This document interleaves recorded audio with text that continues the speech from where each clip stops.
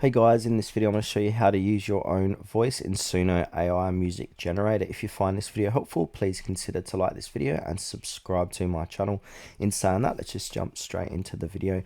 Okay, so Suno AI is a powerful tool that lets you create full songs using AI, but as people don't realize, you can also incorporate your own voice into the process.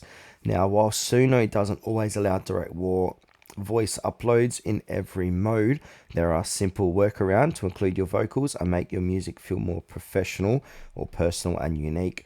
So the best way to do this is to go to Suno AI or suno.com, sign into your account, and then we want to go ahead and click on the create tab. Now once we're here, it's going to say here song description, but what we can do is click on audio and click on upload, and then upload your own audio for this.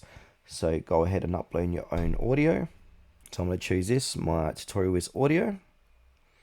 Now agree to the terms. And now this is my audio, so I want to go ahead and click on save. And now it's going to upload the clip. You can also save to library to use this audio later. Click on continue.